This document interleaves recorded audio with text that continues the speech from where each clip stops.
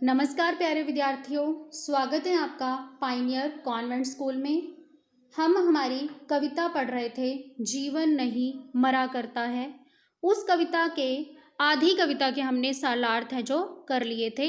आज हम बाकी आधी बची कविता के सालार्थ है जो वो समझेंगे। तो शुरू करते हैं। वस्त्र बदलकर आने वालों, चाल बदलकर जाने वालों, चंद खिलौनों के खोने से बचपन नहीं मरा करता है। कवि क्या कह रहे हैं व्यक्ति को कि हम वस्त्र बदलते हैं, जैसे वस्त्र बदलते हैं, रोज क्या सेम कपड़े पहनते हैं?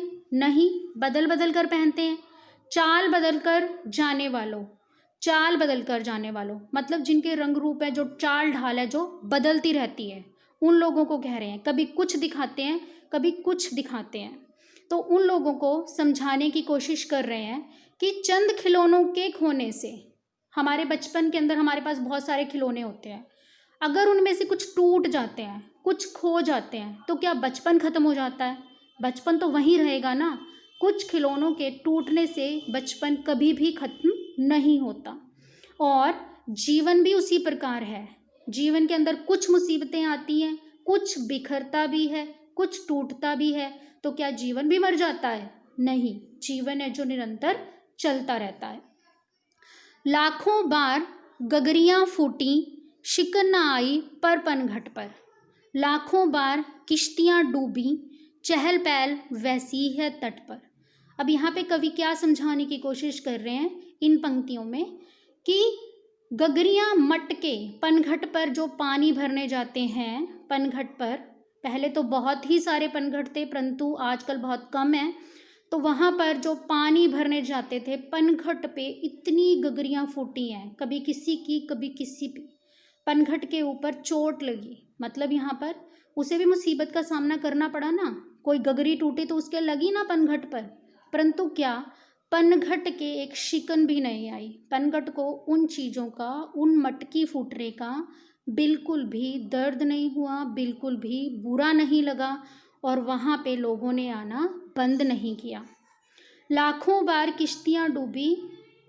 जब हम तट पे जाते हैं, कहीं पर घूमने जाते हैं, तो क्या वहाँ पे किश्तियाँ नहीं डूबती? बहुत किश्तियाँ डूबती हैं। तो क्या लोग वहाँ पे आना जाना बंद कर देते हैं? तो क्या बोटिंग करना बंद कर देते हैं? नहीं ना। तो ये जिंदगी है जो, वो भी ऐसे ही चलती है। जिंदगी में भी बहुत सारी मुसीबतें आती हैं, बहुत कष्ट आते हैं, परंतु जीवन समाप्त नहीं होता, वो निरंतर चलता रहता है। तम की उम्र बढ़ाने वालों, लोग की आयु घटाने वालों। यहाँ पे कवि क्या कह रहे हैं लोगों को? उन लोगों को क्या कह रहे हैं कि जो अंधेरे की उम्र बढ़ा देते हैं रो रो कर, अपनी असफलता से दुखी होकर जो अंधेरे की उम्र बढ़ा देते हैं, यानी कि दुखों को बढ़ा देते हैं, और लो की आयु, रोशनी की, मतलब कि जो उनके कार्य को सफलता दे, उन कार्य को कम कर देते हैं। लो की आयु घटा देते हैं, रोशनी की आयु है जो कम कर देते हैं।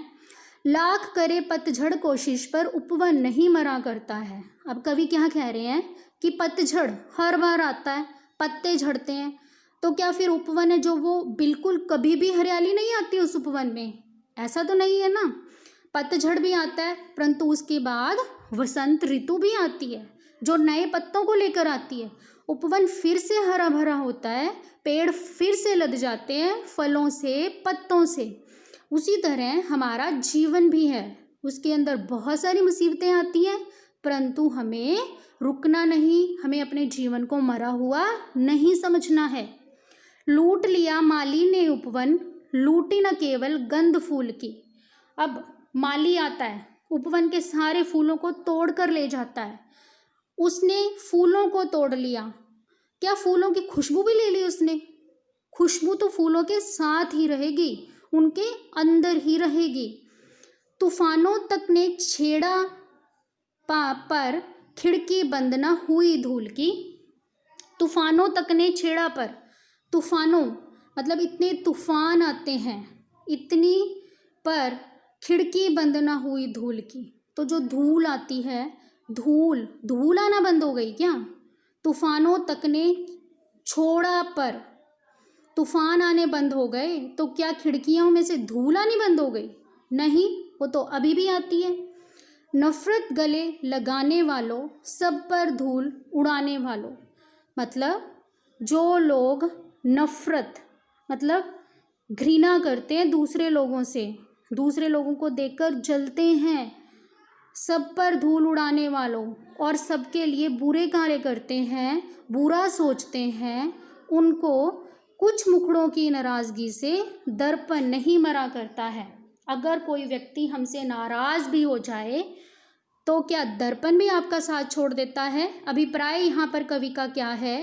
क्या किसी के नाराज़ होने से आईना आपका चेहरा दिखाना बंद कर देता है क्या? आईना तो आपका साथ देता है ना। उसी तरह से हमें हमेशा अपना साथ देना है। कुछ भी असफलता अगर हमें मिलती है तो हमें पीछे नहीं हटना, बल्कि निरंतर फिर से प्रयास करना है, फिर से कार्य करना है और फिर से उसमें सफलता प्राप्त करनी है और आगे बढ़ना है। क्यों कि कुछ सपने अगर ख़त्म होते हैं तो जीवन नहीं मरता, बल्कि वो तो चलता रहता है। इस तरह कवि हमें क्या कह रहे हैं कि हमें हमेशा आशावादी होना चाहिए, निराशावादी नहीं। बुरी चीज़ों को नहीं सोचना, हमें हमेशा अच्छी अच्छी बातों को सोचना है, अच्छे सपने देखने हैं और उनको पूरा भी करना है। इस तरह आप इस आधी कविता को समझिए, इनके सरलार्थ अच्छे से समझें और फिर हम इस पाठ के जो प्रश्न उत्तर हैं वो करेंगे। आपको सारे प्रश्न उत्तर हैं जो वो मुख्य पुस्तिका में लिखने हैं और याद भी करने हैं, और इसका अभ्यास कार्य भी आपको पेंसिल से अपनी पुस्तक के अंदर करना है। आपका दिन शुभ हो, मंगलमय हो। धन्यवाद।